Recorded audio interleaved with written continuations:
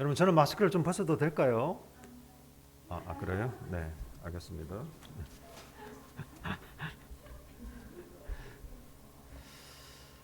네, 맞습니다. 예, 뭐 저건 멀리 있지 않는 것 같아요. 네. 여러분 이런 말이 있죠. 콩 심은 데 콩 나고 팥 심은 데 팥 난다. 우리가 너무 잘 알고 있는 말인데요. 뭐 쉽게 말하면 심은 대로 거둔다는 말이고 원인이 있어야 결과가 있다. 뭐 그런 뜻입니다. 여러분 우리가 삶의 열매를 맺는 것 이것 역시도 너무나 자연스럽다라고 얘기를 하고 있습니다. 여러분 성도에게 열매는 너무나 자연스러운 것입니다. 이 열매라는 게 마치 그냥 우리가 무슨 어떤 대단한 업적 이런 게 열매가 아니라 우리의 어떤 인간됨, 우리의 사람됨 그 자체, 또 우리가 살아가면서 인생을 살아가면서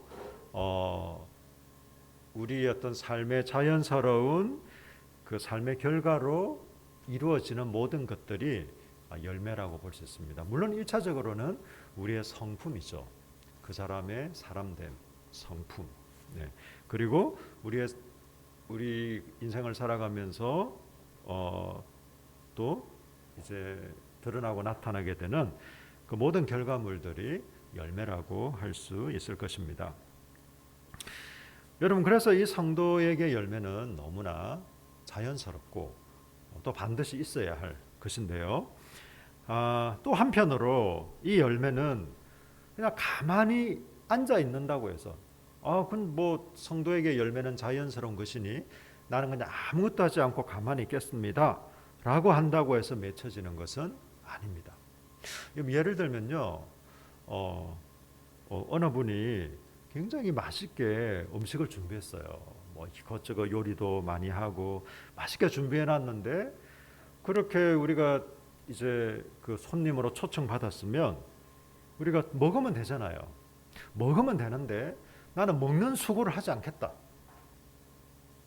아무리 음식을 맛있게 차려 둔들 우리가 실제로 떠먹는 이걸 하지 않으면 그 음식 맛을 볼 수 없는 거죠.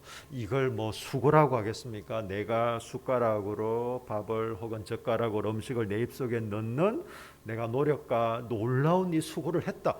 뭐 이렇게 얘기하는 사람이 있겠습니까?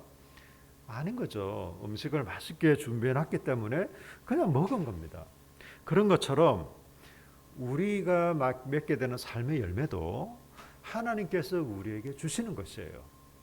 근데 그냥 나는 아무것도 하지 않겠어요. 그냥 하나님 하신다며요. 그냥 알아서 해보세요. 이건 아니라는 거죠. 마치 음식이 준비되어 있으면 우리가 이 떠먹는 뭐 그런 게 필요하듯이 우리의 어떤 삶의 여정 또 우리의 삶의 모습들을 통해서 그런 게 필요하다라는 것입니다. 저는 예체능 이쪽을 보면서 그런 것 같아요. 여러분 운동 선수들 보세요. 거의 하루도 거의 거르지 않고 운동을 합니다. 물론 시합을 앞두고는 더 좀 본격적으로 하겠지만 그렇지 않더라도 여러분 또 뭐 악기나 아니면 예술을 하는 친구들을 보세요. 그 수많은 시간을 계속해서 연습하고 해도 여러분 더 어떤 이런 실력이 진보되고 나아지기가 쉽지가 않습니다. 만약에 게을리한다면 어떻게 될까요? 여러분 그런 지속적인 노력 이런 게 필요하듯이 우리 성도들이 맺어야 하는 열매도 이와 같은 요소들이 있다라는 것입니다. 그렇다면 바울 사도는 에베소 성도들이 맺어야 할 열매 또 살아야 할 삶의 모습이 과연 무엇이라고 얘기를 하고 있을까요? 첫째는요, 성도는 어둠의 일에 참여하지 않습니다. 제가 그래서 설교 제목을 성도의 열매 그 자연스러움이라고 했는데요. 여러분 3절을 한번 보십시오. 5장 3절 음행과 온갖 더러운 것과 탐욕은 너희 중에서 그 이름조차도 부르지 말라. 이는 성도에게 마땅한 말이라. 누추함과 어리석은 말이나 희롱의 말이 마땅치 아니하니 오히려 감사하는 말을 하라. 여러분 그래서 음행이나 더러운 행위나 탐욕, 욕심 부리는 거, 또 더러운 말이나 어리석은 말, 상스러운 농담 있잖아요. 막 우리가 소위 말하는 음담패설 이런 게 우리 그리스도인들에게는 어울리지 않는다는 거예요. 합당하지 않다는 겁니다.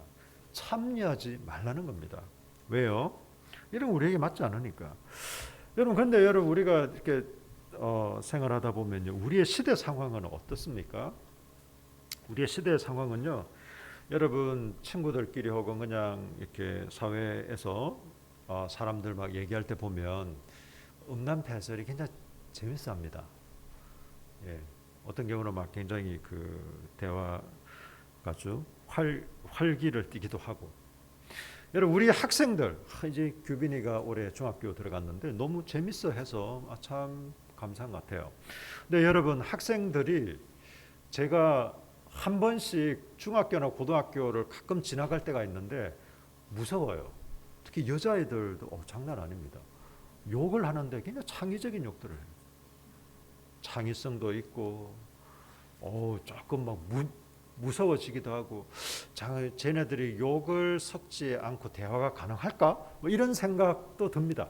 사실 우리 교회에서는 그런 일은 거의 없죠. 거의 없는데 당장 학교만 가더라도 사실 욕을 하지 않고 대화를 하면 굉장히 좀 희귀종으로 이렇게 일컬어지는. 규빈이는 어떤지 모르겠어요. 그런가? 그래요. 하여튼 그렇습니다. 그리고 우리 이런 시대 상황이 지금도 그렇지만요. 지금 이 편지는 사도 바울이 2000년 전 1세기 그 당시의 어떤, 지금으로 치면 터키지요. 그 지역에 보낸 편지거든요. 이때의 에베소 사람들의 삶의 어떤 환경이라는 것은요, 굉장히 음란한 시대였습니다. 음란한 시대. 철학적으로도 그랬어요. 육체는 천하고 악하고 영혼은 이런 뭐 하여튼 선한 것이다, 이렇게 생각을 했기 때문에 육체로 짓는 것은 그건 별 문제가 안 된다. 뭐 어떤 음란한 행위를 하든 아니면 뭐 이런 좀 지저분한 행동을 해도 그건 뭐 별로 중요하지 않아. 이 철학적으로도 그랬고, 또 이 당시에 이 에베소는 아데미 신을 주로 섬겼습니다. 물론 잡다한 신들이 있었어요. 여러분 그리스 로마 신화 읽어보셨잖아요. 그 배경입니다. 그 헬라 철학. 잡다한 신들이 막 있었고, 특별히 이 에베소 지역은 아데미 여신을 주로 섬겼는데, 어떤 역사적인 기록물이나 이런 데 보면 아데미 여신의 거기 종사하는 어떤 여사제가 한 1000명 정도 돼요. 그럼 이 1000명 정도 되는 사람들이 뭘 하느냐? 이들의 예배 의식은 그냥 우리처럼 이렇게 말씀 듣고 찬양하고 기도하고, 우리가 정말 우리 인생을 올바르게 살아야겠다, 다른 사람들을 돕고 잘 섬기며 살아야겠다, 그런 게 아니라 예배의 행위 중에 성행위가 있습니다. 그러니까 그 사람들에게 어떤 뭐 이런 성적인 행위, 뭐 배우자와 하는 게 아니라 어떤 그 여사제들과 하는 것은 그냥 보편적이고 일반적인 거예요. 사람들에게 어떤 지탄을 받거나 음성적으로, 이건 사실 뭐 사람들이 알면은 이건 좀 비난받겠지만 그냥 몰래 살짝, 그런 게 아니었어요. 그 시대 당시 문화와 시대 자체가 그런 시대였습니다. 음란하고 문란하고 방탕하고 이런 것들이 특별히 문제가 되지 않는. 여러분 우리나라 기독교가 130년 전에 들어왔잖아요. 그때 선교사님들이 와서 딱 보니까 이분들이 술을 마시면 말술을 마시고 첩이 너무 많아. 그래서 그때 선교사님들이 몇 가지 금지한 게 술, 담배, 첩제도, 물론 그건 굉장히 필요하고 유익한 거였습니다. 이게 율법은 아니지만, 율법이 아니라 하나님의 말씀은 아니지만 그런 게 필요한 게, 여러분 첩제도가 성경적입니까? 막 말술을 마시고 방탕하게 사는 게 여러분 성경적입니까? 그때 여러분 제가 어렸을 때는 글쎄요, 뭐 그때까지는 아니어도 한 100년, 130년 전에는요, 겨울 되면 할 일이 없었어요. 그럼 뭘 했을까요? 농번기가 지나고 나서는 뭘 했을까요, 사람들이? 주로 노름을 많이 했습니다. 그래서 노름, 뭐 하여튼 그래서 노름 금지, 이 그때 한국 교회에 선교사님들이 여러 가지를 좀 금지시켜 놓은 것들이 있습니다. 여러분 그런데 그 당시에 첩제도는 막 공공연하게 격려하는 것은 아니었지만 좀 흔히 있는, 좀 소위 말해 조금 산다는 사람들은 그냥 첩제도를 그냥 좀 쉽게 이렇게 그렇게 나쁘지 않게 생각하고 그게 막 성행을 하고 있었습니다.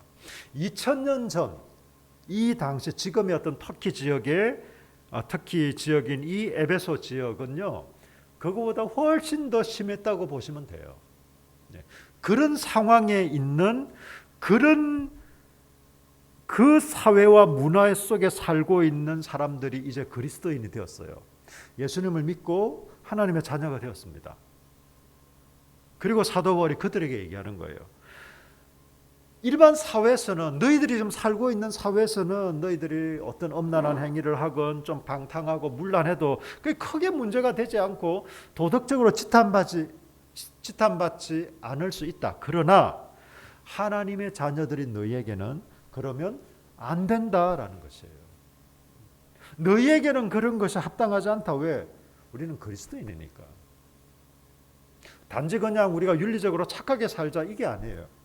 우리는 하나님의 자녀가 되었습니다. 예수님이 내 마음속에 또 우리 가운데 계십니다. 예수 믿는 사람으로서, 하나님의 자녀로서 이런 것은 합당하지 않다라고 얘기를 하고 있습니다. 여러분, 과연 그 시대와 지금은 얼마나 깨끗해지고 얼마나 좋아졌을까? 여러분, 애석하게도 기술 문명이 아무리 발전한들 우리의 인간성 자체가 그렇게 선해지지는 않았습니다. 아니, 하나님 없는 인간성은요, 아무리 좋아진다 해도 본질적으로 바뀔 수는 없어요. 여러분, 그렇다고 해서 교회 안 다니는 사람들은 다 나쁜 사람들이라는 게 아닙니다. 교회는 안 다니지만 교회 다니는 사람보다 훨씬 선량하고 착한 사람들도 많습니다. 반대로 교회는 다니지만 우리의 어떤 책임일 수도 있는데, 교회는 다니지만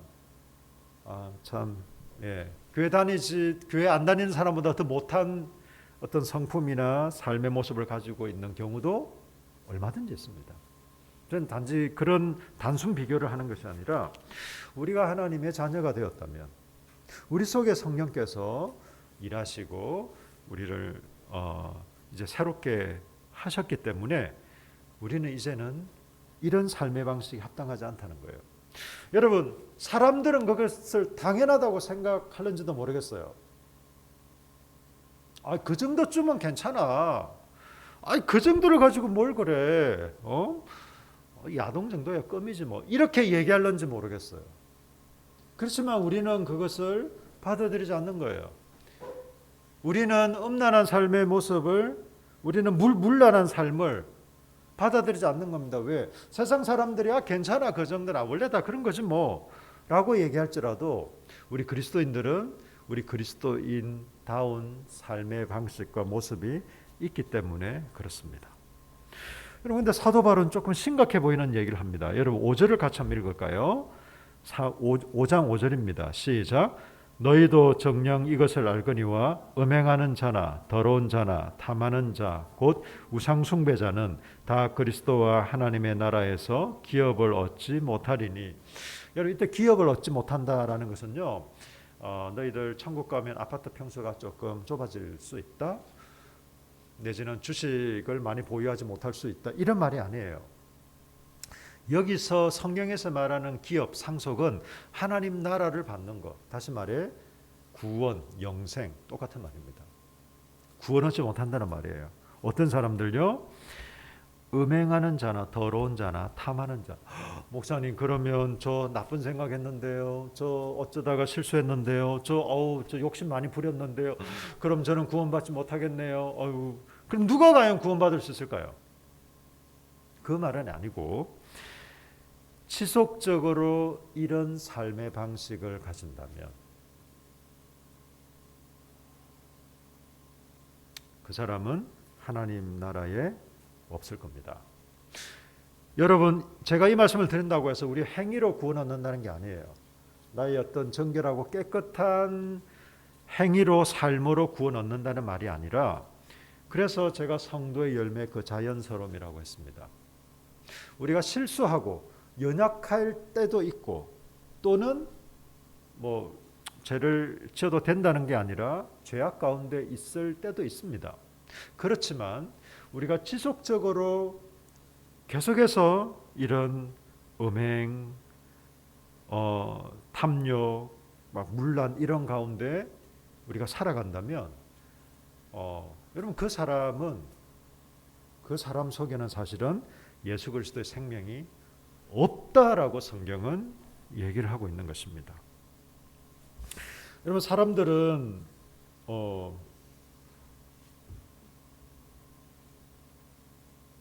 그래도 우리가 구원받았는데 우리가 아무리 좀 죄를 짓고 계속해서 좀 그 죄 가운데 있을지라도 뭐 어때 뭐 그러다 하여튼 죽기 직전이라도 뭐 하여튼 좀 회개하고 이렇게 하면 되지 않을까 이렇게 생각하는지도 모르겠어요.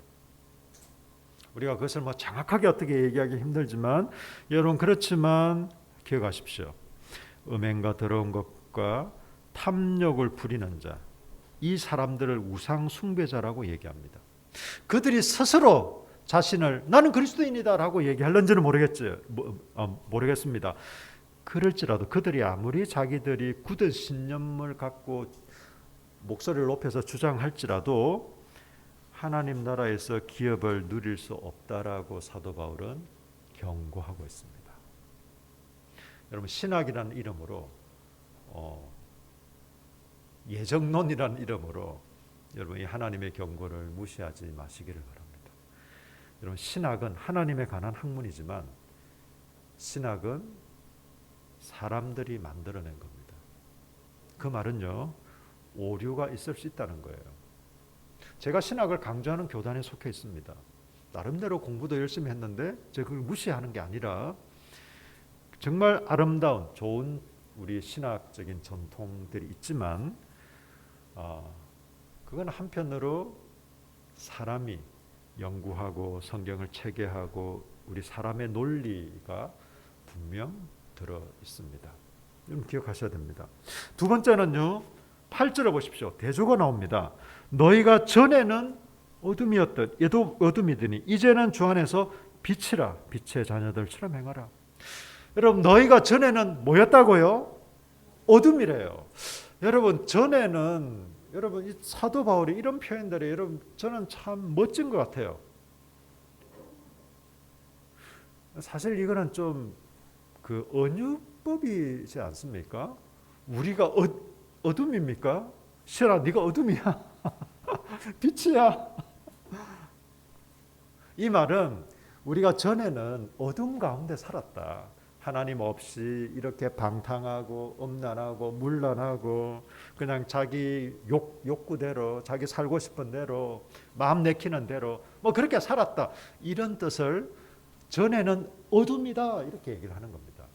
반대로 이제는 빛이다라고 얘기하는 것은 여러분이 빛이세요? 발광체십니까? 아니잖아요, 그죠? 이 빛된 존재, 빛된 삶을 살게 되었다라는 것을 얘기하는 것이죠. 우리 그리스도인은요, 비포와 애프터가 선명해야 됩니다. 여러분, 어떤 사람들은요, 좀 회색지대 사람들이 있어요. 저분이 어떤 분일까? 잘 모르는. 저분의 정체를 잘 모르겠다. 여러분, 그런 것은 별로 좋은 건 아닙니다. 제가 별로 좋아하지 않는 사람 중에 이런 사람이 있어요. 속을 알 수 없는 사람. 저 사람의 진심은 뭘까? 여러분 그게 글쎄요. 협상할 때는 그렇게 하겠죠. 협상할 때는 너무 자기의 진심을 들키면 안 되겠죠. 국가 간의 협상이나 혹은 뭐 어떤 회사 간의 협상이나 그런 것은 뭐 숨겨둔 패가 있어야겠죠. 그러나 여러분 사람은 투명해야 됩니다. 투명한다는 게 내 속을 다 까발리라는 말이 아니라 분명 얘기를 해. 내 의도가 뭘까? 숨겨진 의도는 뭐가 있을까? 말은 저렇게 하는데 또 다른 뭔가가 있는 것 같아. 계속해서 생각해야 되고 추측해야 되고 막 고민해야 되고 피곤해서 어떻게 살아요? 글쎄요, 뭐 어떤 영업이라든지 아니면 어떤 사회 이렇게 생활에서 뭐 때로 그런 게 좀 필요한 경우가 있을는지 몰라도 여러분 기본적으로 우리 사람과 사람 사이의 어떤 관계 또 서로 대하고 교제하고 하는 것은요. 이런 투명하면 다시 말해 진실함입니다. 진실함. 무조건 그냥 내 속을 다 이렇게 내어놓으라는 것이 아니라 저 사람의 말은 적어도 액면가 그대로 받아들일 수 있다. 그래서 저는 그 사람의 한 말을 그대로 믿으려고 합니다. 그러니까 순진하게 믿겠다는 말이 아니라 무슨 의중을 살피고 숨은 의도가 뭐고 이런 걸 잘 생각하지 않겠다는 거예요. 내가 본 것, 내가 들은 것 이런 것을 기초로. 여러분 소문이라는 게 그렇잖아요. 소문이라는 게 막 뭐 추측. 우리 인간관계를 망치는 것 중에 하나가 여러분 추측입니다. 추측. 추측. 예를 들면 이런 겁니다. 추측이 다른 게 아니라 제가 부목사 시절에 제가 참 좋아하는 권사님이셨는데 그걸 굉장히 좋으신 분이에요. 이분이 한 번은 목사님 잠깐 좀 봅시다 하길 예 하고 들어갔더니 목사님 갑자기 왜 저를 미워하세요? 그러는 거예요. 너무 왜 그러시면 권사님 제가 몇 번 눈인사를 했는데 오늘 몇 번째 저를 씹으셨잖아요. 이렇게 얘기하는. 저는 한 번도 그분을 씹은 적도 없고 제가 정말 만나면 모든 사람이 다 반가워야 되지만 꼭 그렇지 않을 수 있잖아요. 굉장히 제가 참 만나면 반갑고 좀 말이라도 한 번 더 하고 싶고 그런 분이셨어요. 근데 자기는 그랬다는 거예요. 그래, 제가 혹시나 뭐 그런 오해를 불러일으켰다면 정말 죄송하고요. 제 마음은 그렇지 않답니다. 막 얘기를 하니까 정말이에요? 정말입니다. 알겠어요. 하여튼 오해가 풀어지긴 했는데요. 그런 겁니다. 그런 거. 추측. 정말 여러분 한 600명 정도 되는 교회에서 뭐 주일날 정말 정신없거든요. 정말 제가 부목사 시절에 너무너무 바빠가지고 양치할 수 있는 좀 여유 있는 시간이 있으면 주님 너무 감사합니다. 제가 그렇게 막 기도하고 그랬어요. 그냥 새벽부터 그냥 밤늦게까지. 그러다 보니까 인사를 해도 여러 사람을 만나기 때문에 한 사람 한 사람 다 이렇게 못할 수도 있거든요. 지금 제가 충분히 가능합니다. 한 분 한 분 다. 뭐 하고 더 남는데요. 그런 추측 이런 것들이 막 이제 오해를 불러일으키고 하는 거죠. 전에는 우리가 어둠이었어요. 이제는 빛입니다. 여러분이 노력해서 빛이 되셨나요? 여러분 빛된 존재가 되셨나요? 아닙니다, 여러분. 어둠이 어떻게 물러가는지 아세요? 주원아, 저희 불을 한번 꺼줄래? 그리고 한번 켜줄래? 네. 빛이 들어오는 순간 어둠은 물러갑니다. 막 빛이 그냥 무슨 노력을 해서 어둠을 물리치는 게 아니라 그냥 주님께서 우리를 빛된 존재로 삼으신 거예요. 그러니까 어둠은 그냥 물러가는 겁니다. 어둠도 노력해서 물러가는 게 아니고 빛도 여러분 우리가 노력해서 막 빛이 된 게 아니에요. 우리가 열심히 살다 보니 빛이 되었네요. 막 이런 게 아닙니다, 여러분. 하나님이 우리를 빛된 존재가 되게 하셨기 때문에 우리는 이제 빛이 된 겁니다. 우리가 발광체는 아니어도 그리스도께서 우리 속에 계심으로 성령께서 우리 가운데 깨닫게 하시고 감동하시고 역사하심으로 우리가 이제 빛이 된 겁니다. 그래서 빛된 삶을 사는 거예요. 그리고 또 한편으로 빛된 삶을 살라고 얘기하는 겁니다. 너희가 전에는 어둠이더니 이제는 주 안에서 빛이라. 주 안에서 빛이라. 빛의 자녀들처럼 행해라. 그렇게 얘기를 하는 겁니다. 너희는 빛이 됐다. 그냥 가만히 있어도 돼. 어떤 노력도 필요 없어. 이 말이 아닙니다. 노력해서 우리가 빛이 된 것은 아니지만 하나님이 우리를 빛된 존재로 만드시고 삼으셨기 때문에 빛의 자녀들처럼 이제는 살아가라 라고 얘기하는 겁니다. 세 번째는요. 9절을 보십시오. 9절을 다 같이 읽겠습니다. 시작. 빛의 열매는 모든 착함과 의로움과 진실함에 있느니라. 이게 빛의 열매예요. 열매를 맺으라고 얘기합니다. 빛의 자녀들처럼 행하라고 얘기를 합니다. 그렇게 살라고 얘기합니다. 빛의 열매는요, 선함, 선량함 혹은 선행을 말하고요, 의로움, 공정을 얘기하고 진실함, 진리나 진실을 얘기합니다. 여러분, 우리나라가 참 공정한 사회가 되려고 많이 노력하고 있는데 그 노력은 참 귀한 건데, 여러분, 공정이나 정의를 외친다고 해서 공정과 정의가 이루어지는 것은 아닙니다.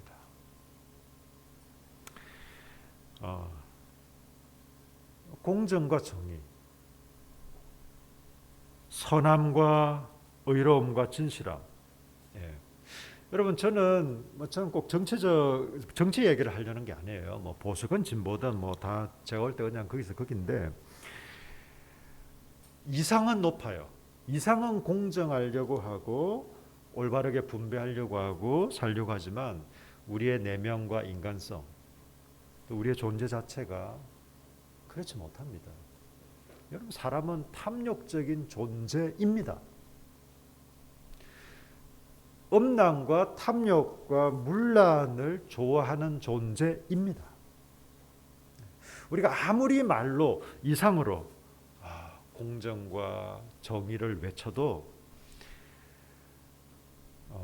우리의 본질 자체가 그런 것들을 좋아하는 존재입니다. 저는 그런 걸 좀 인정하면 좋을 것 같아요. 저는 100% 사람이 공정하고 정의로울 수 없기 때문에, 특히 정치인들은 말할 것도 없죠. 그 사람들이 공정을 외치는 게 잘못됐다는 게 아니라 정말 정의롭고 공정하게 정치 행위를 하려고 노력해야죠. 저는 그건 맞다고 생각해요. 그 자체가 저는 잘못됐다고는 보지 않지만, 한편으로 그렇게 얘기하면서 그분들 역시도 그런 걸 좀 인정했으면 좋겠어요. 아무리 이상적으로 아이디얼하게 공정과 정의를 이렇게 얘기한들 이게 다 이루어질 수 없고, 나 역시도 이런 참 연약함 중에 있다. 그럼에도 불구하고 우리 사회가 좀 더 밝은 사회로, 좀 더 공정과 정의와 또 따뜻한 이런 사람다움의 냄새가 풍겨지는 그런 사회가 되도록 노력하겠다. 이런 자세가 저는 뭐 여당이든 야당이든 뭐 어느 정치인이건 다 필요하지 않을까 싶습니다. 여러분, 그런데요, 11절을 보십시오. 5장 11절에 자, 같이 읽겠습니다. 시작. 너희는 열매 없는 어둠의 일에 참여하지 말고 도리어 책망하라. 이 세 번역과 공동 번역에서는요, 이제 향언자매는 세 번역으로 확인할 수 있겠군요. 네, 세 번역에도 보면 이 책망하라라는 말은 좀 폭로하라는 말입니다. 제가 공동 번역을 읽어드릴게요. 그래서 열매를 맺지 못하는 어둠의 행위에 끼어들지 말고 오히려 그런 일을 폭로하십시오. 이렇게 폭로하래요. 열매 없는 어둠의 일을 폭로하랍니다. 그건 뭘까요? 어둠의 행위에 끼어들지 말래요. 참여하지 말랍니다. 여러분, 세상 사람들이 다 나쁘다는 게 아닙니다. 여러분, 세상 사람들은 혐오할 대상이 아니라, 세상 사람들에 의해서 딴 게 아니라, 하나님을 믿지 않고 교회를 다니지 않는 사람은 혐오의 대상이 아니라 우리의 사랑의 대상입니다. 우리 이웃에 우리가 사랑하고 섬겨야 할 대상입니다. 옛날 유대인들은 비유대인들을 지옥의 땔감으로 실제로 그렇게 생각했어요. 그건 정말 하나님의 의도와는 너무 다른 거죠. 하나님 모르는 사람이라고 해서 지옥의 땔감이 아니라 우리가 사랑하고 섬겨야 할 대상.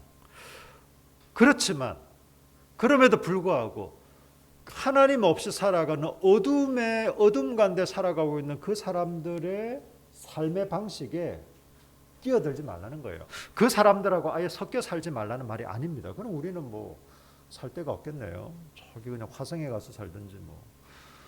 우리가 이 세상에 사는 건 맞아요. 같이 어울려서 더불어서 살아가는 게 맞습니다. 그러나 그 사람들의 가치와 삶의 방식을 따라 살지 않는 것입니다. 오히려 폭로하랍니다. 폭로하라는 말 보니까 누구 못된 짓 했어요. 그래서 SNS에 올린다든지 아니면 그 집을 찾아가서 대개 남편이요. 하여튼 저기 어디 아줌마하고 어딜 가던데요? 막 이런 얘기를 그냥 그런 폭로가 아닙니다, 여러분. 여기서 말하는 폭로는 말이 아니라 행실로 폭로를 하는 겁니다. 행실로 폭로를 한다는 게 뭘까요? 이 세상 가운데 우리는 섞여 살아가고 있습니다. 섞여 살아가고 있지만 빛된 삶의 열매를 통해서 그들을 부끄럽게 하고 그들에게 빛을 통해 어둠을 물러가게 하고 폭로하는 것입니다.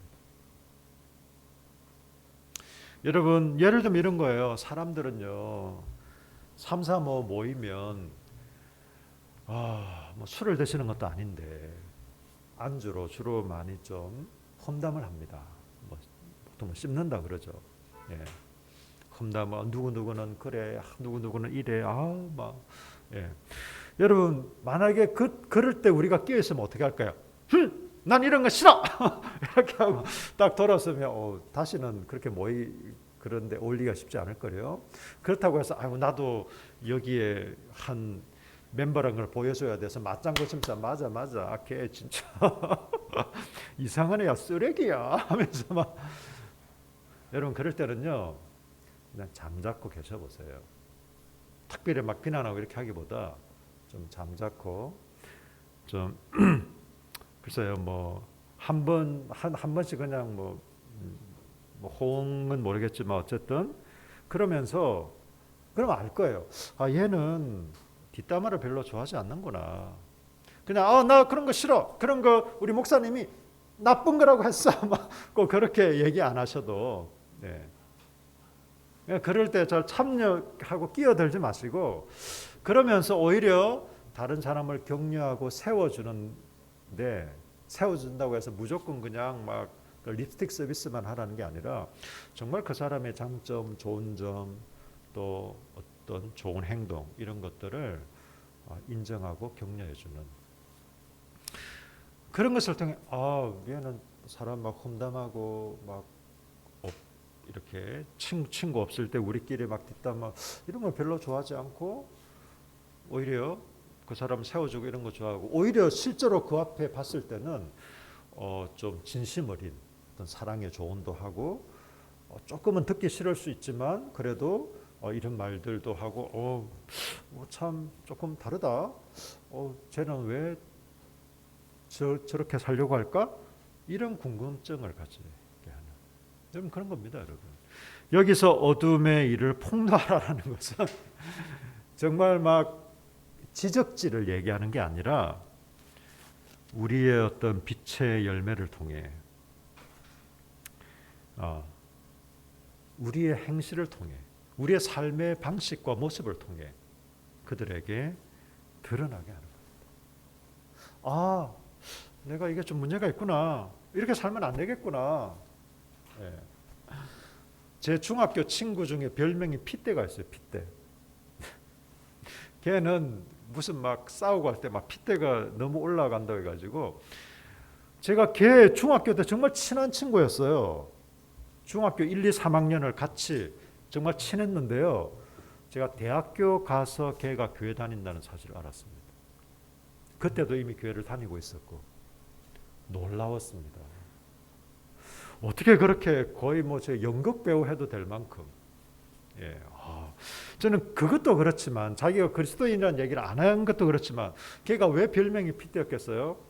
누가 뭘 하면요 만약에 시비를 걸거나 하면 그냥 핏대를 세우면서 그냥 막 욕도 그렇게 잘하고 제가 좀 충격을 먹었습니다. 사실 대학 가서 네가 교회를 다녔냐? 그러니까 그럼 하면서 너무 또 자신만만하게 얘기하는데 하여튼 여러분 그런 삶의 방식 한 대 때린다고 해서 두 대를 때려주고 소리를 50데벨로 지르면 나는 100데벨로 그냥 더 고함을 질러버리고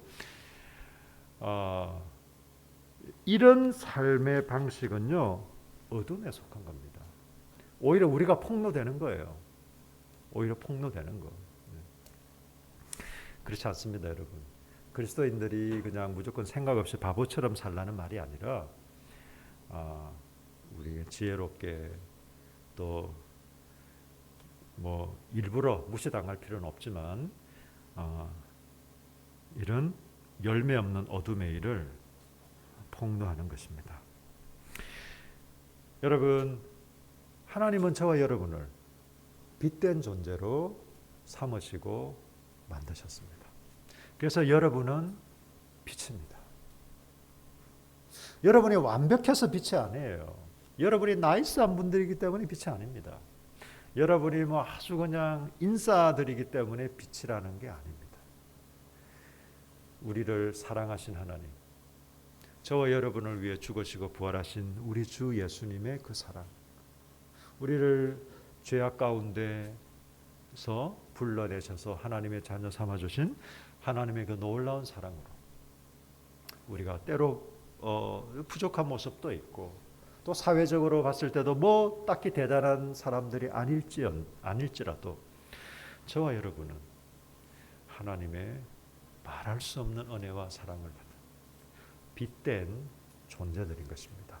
그래서 사도 바울은 얘기하고 있습니다. 너희는 전에는 어둠이었지만 이제는 빛이다. 따라서 빛의 열매를 맺어라. 얘기합니다. 우리가 빛이 되었으니 빛의 열매를 맺으십시다. 선함과 의로움과 진실함, 이런 빛의 열매를 맺는 저와 여러분 되시길 예수님 이름으로 축복합니다. 아멘. 우리 한번 기도하실까요? 여러분, 저와 여러분을 빛으로 부르신 하나님께 감사하십시다.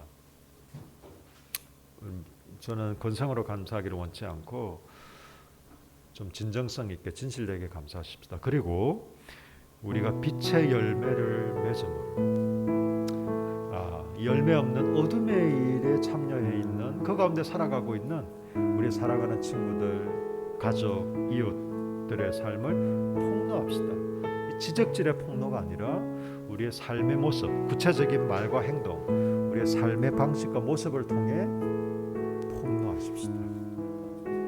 우리 그런 삶이 될 수 있도록 성령께서 우리 가운데 도우시고 역사하시도록 우리 좀 같이 기도할까요? 함께 기도하겠습니다. 오 하나님,